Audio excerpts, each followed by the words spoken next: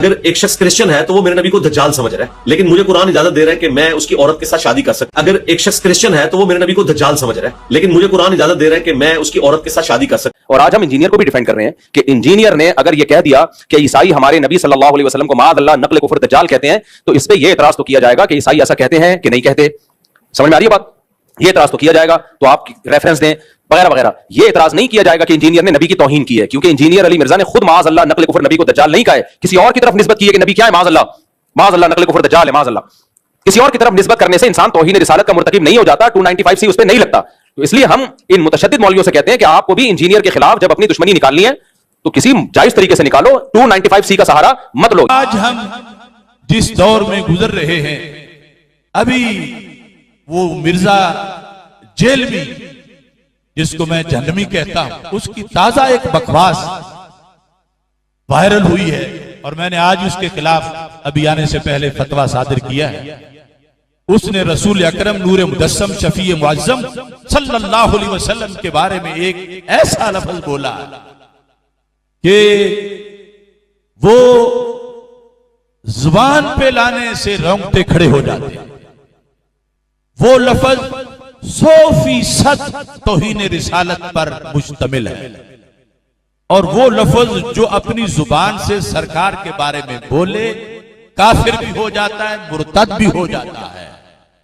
اور پھر اس نے کرسچن لوگوں کا حوالہ دے کر یہ کہا کہ وہ اس طرح کہتے ہیں، اور پھر اپنی ایک مسئلے کی دلیل کے طور پر اپنے طرف سے پیش کر رہا تھا، جبکہ کرسچن جب ان کا جواب آیا کہ ہمارا تو کوئی ایسا مذہب نہیں کہ ہم یہ لفظ اللہ کے رسول حضرت محمد مصطفیٰ صلی اللہ علیہ وسلم کے لیے بولیں۔ تو ہم نے اس فتوے میں مطالبہ کیا کہ 295C کے تحت اس پر FIR درج کی جائے اور اس کو سزائے موت دی جائے۔ کیا آپ سب کو یہ بات منظور ہے؟ وہ لفظ جو اس نے بولا ہے معاذ اللہ، میں سرکار دو عالم صلی اللہ علیہ وسلم کا نام لیے بغیر ویسے تمہارے سامنے اس لفظ کا ذکر کرتا ہوں۔ وہ لفظ ہے لفظ دجال کا لفظ، معاذ اللہ ثم معاذ اللہ۔ گستاخ نبی کی ایک سزا، سرتن سے جدا، سرتن سے جدا، گستاخ نبی کی ایک سزا، سرتن سے جدا، سرتن سے جدا، گستاخ نبی کی ایک سزا، سرتن سے جدا، سرتن سے جدا۔ مرزا جہلمی صاحب کا کل ایک بیان سامنے آیا جس نے پاکستان کی مسیحی کمیونٹی کے اندر اور پاکستان میں رہنے والے عیسائیوں کے اندر ایک خوف کی فضا پیدا کر دی۔ یہ بدبخت جھوٹ اور بہتان علماء پہ باندھتے باندھتے مسلمانوں پہ باندھنے لگا، اور اب اس حد تک گر چکا کہ عیسائیوں اور مسیحیوں پہ بھی بہتان باندھ رہا۔ کیا بہتان باندھا؟ مجھے تو وہ الفاظ سمجھ نہیں آتی۔ اللہ تعالیٰ اس کو ہدایت دے یا اس کے شر سے امت کو محفوظ کر دے۔ یہ کیسی زبان ہے جس سے کوئی محفوظ نہیں ہے؟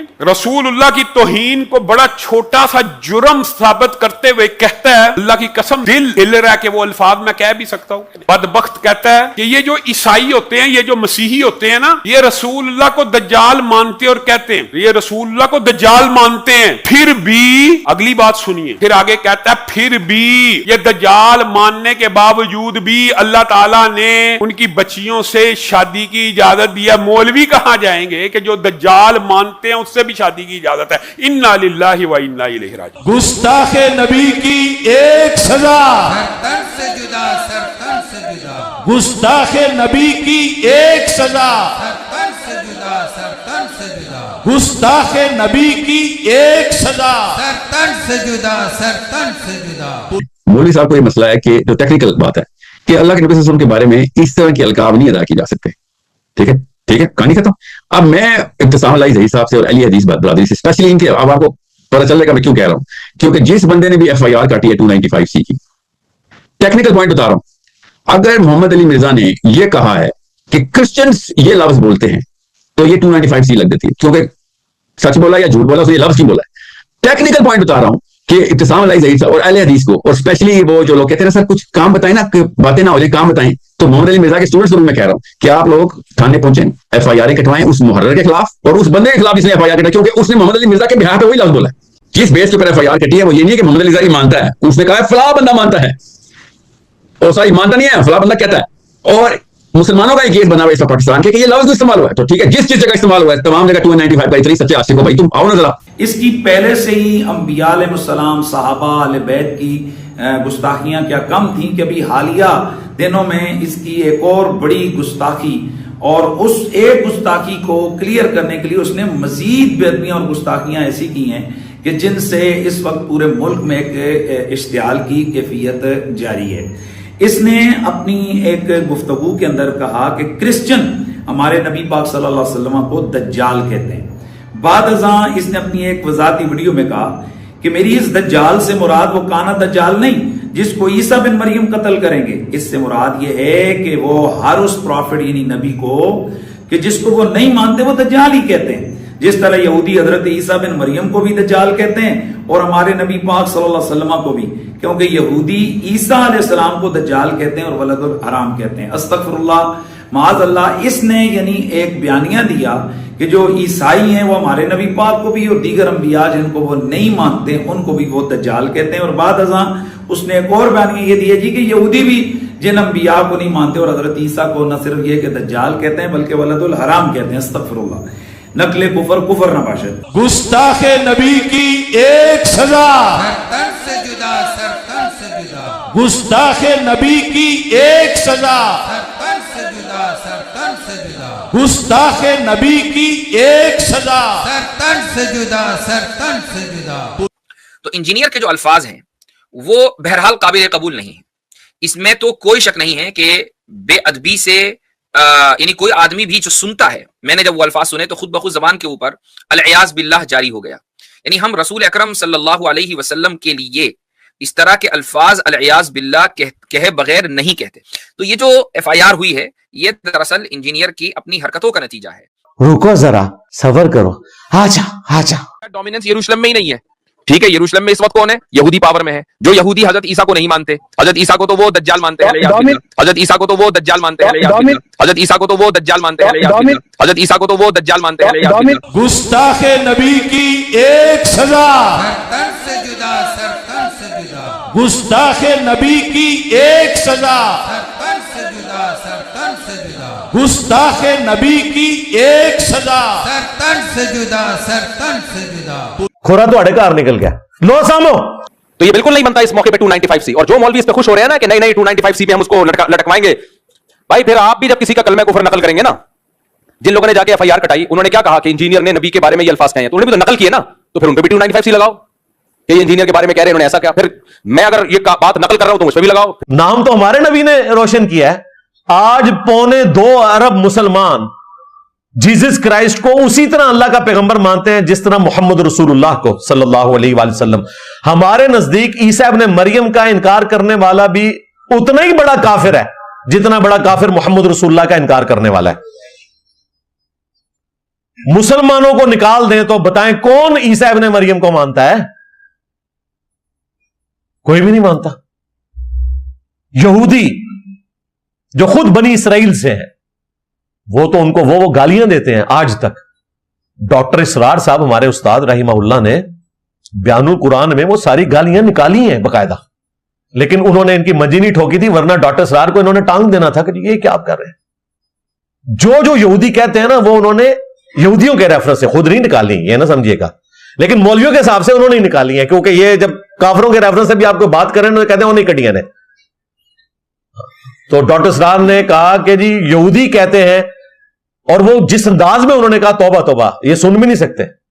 جادوگر, پاگل, ولد الحرام, ولد الزنا, دجال, پتہ نہیں کیا کیا لفظ بولے. میں ویڈیو لاواں گا انہوں نے دسنے واسطے کہ ڈاکٹر اسرار نے تہاڈی منڈی نہیں ٹھوکی. اج سارے ڈاکٹر اسرار دی بڑی تعریف کرتے ہیں, خصوصاً دیوبندی. کیونکہ عیسائی سمجھتے تھے کہ جسے ہم خدا سمجھتے ہیں اس کے قاتل یہ ہیں, انہوں نے سولی چڑھایا ہے.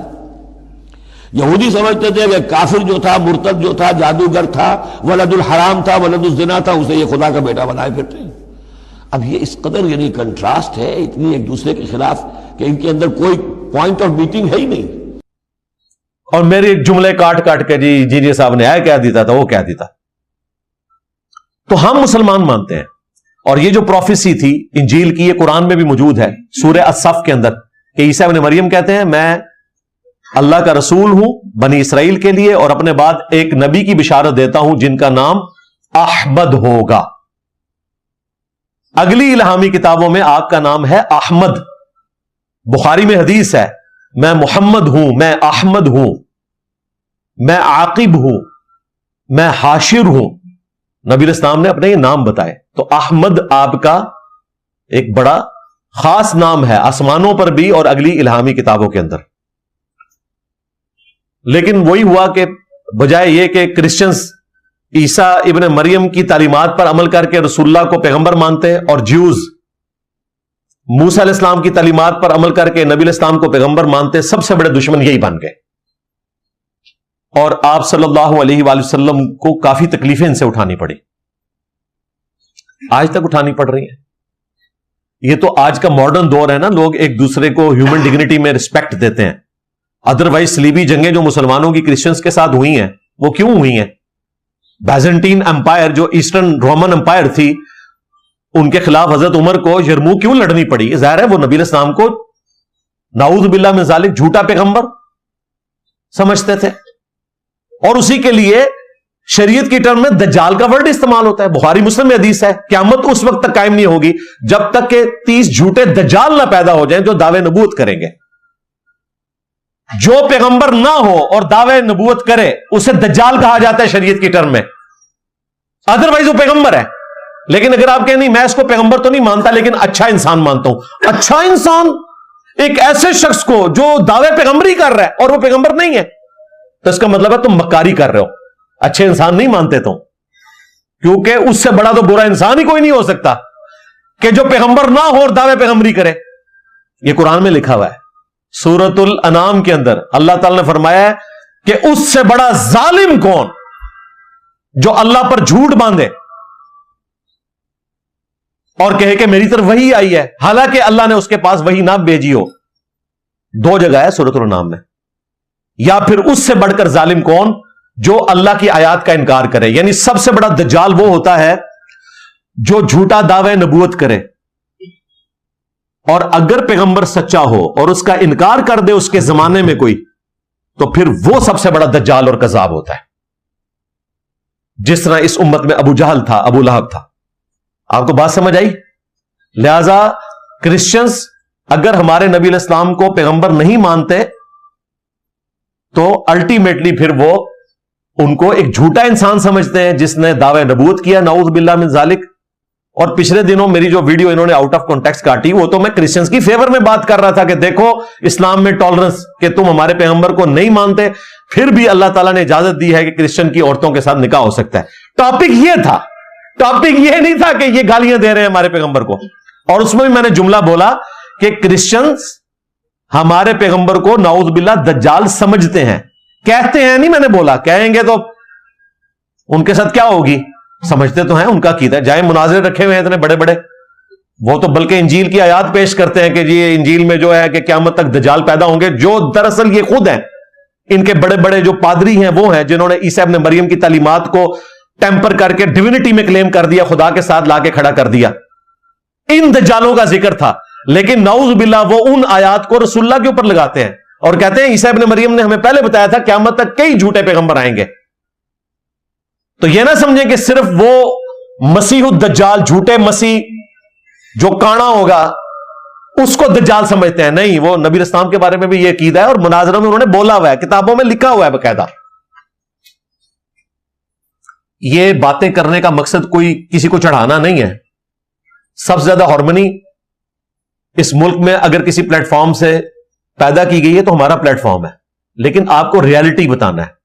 तो जो मुकदमा बयान हो रहा होता है उसके इल्मी ग्राउंड्स के ऊपर डिस्कशन को देखा करें, जज्बाती नहीं। मौलवी चूंकि अपनी मंजी ठुकवानी होती है, फिर देखें मंजी ठोकी है हमारे भाई ने, स्टूडेंट ने, एक उसकी उम्र मुश्किल से 17-18 साल है, जिसका वो चैनल है देसी फनकार टीवी।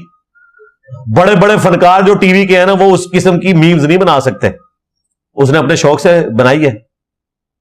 और देख लें किस तरह मौलवी एक्सपोज हो गए।